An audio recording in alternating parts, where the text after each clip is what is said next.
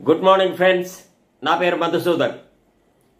మనకి అనేక మంది నాయకులు ఉన్నారు, కానీ వారిలో కొంతమంది మాత్రమే మహానాయకులుగా, ప్రజానాయకులుగా ఎదుగుతారు.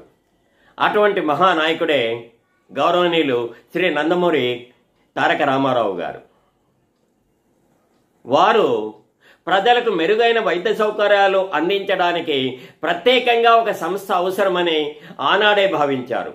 అలా ఆయన మనసులో ఉద్భవించిన సంస్థే ఆంధ్రప్రదేశ్ హెల్త్ యూనివర్సిటీ. ఈ సంస్థను 1986 సంవత్సరంలో ఆనాటి ప్రభుత్వము ప్రారంభించింది. ఆ తరువాత 1998లో ఎన్టీఆర్ గారి మరణానంతరము ఆయన గౌరవ చిహ్నంగా ఈ హెల్త్ యూనివర్సిటీకి ఎన్టీఆర్ హెల్త్ యూనివర్సిటీ అనేసి తిరిగి నామకరణం చేయడం జరిగింది. కానీ 2022వ సంవత్సరంలో అప్పటి జగన్ ప్రభుత్వం కేవలము కక్షపూరిత చర్యగా ఈ యూనివర్సిటీకి ఎన్టీఆర్ పేరును తొలగించి వైఎస్ఆర్ హెల్త్ సైన్సెస్గా మార్చడం జరిగింది. కేవలము దురుద్దేశపూర్వకంగా పేరు మార్చి ఆనాడు ఎన్టీఆర్ గారి పేరుకు అవమానం తీసుకొచ్చారు. మరి ఇప్పుడేమైంది? మళ్ళీ తిరిగి ఇప్పటి ప్రభుత్వం వైఎస్ఆర్ పేరు స్థానంలో ఎన్టీఆర్ పేరును మళ్ళీ మార్పు చేశారు. కాలం ఎప్పటికీ ఒకే తీరుగా ఉండదు.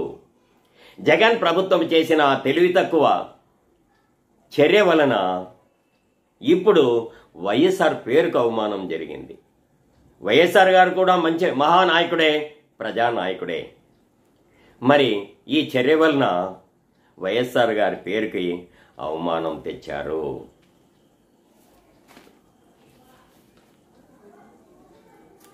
ఆనాడు అప్పటి ప్రభుత్వం చేసిన ఈ తప్పు వలన ఇప్పుడు ఈ పరిస్థితి వచ్చింది. ఇలాంటి చర్యలు మళ్ళీ మళ్ళీ పునరావృతం కాకూడదు. పేర్లకు మచ్చ రాకూడదు.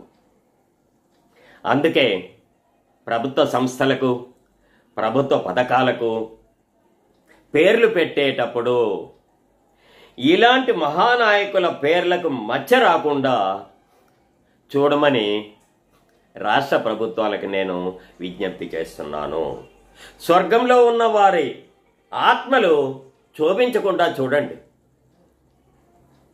వీలైతే నాయకుల పేర్ల స్థానంలో మన భారతీయ సంస్కృతి సాంప్రదాయాలు ప్రతిబింబించే విధంగా ప్రభుత్వ పథకాలకు, ఇతర ప్రభుత్వ సంస్థలకు ఆ పేర్లు పెట్టండి.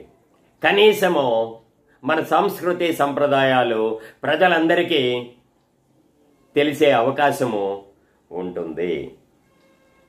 సో ఫ్రెండ్స్, నా ఈ వీడియో మీకు నచ్చినట్లయితే ఒక చిన్న లైక్ కొట్టేసి సబ్స్క్రైబ్ చేయండి.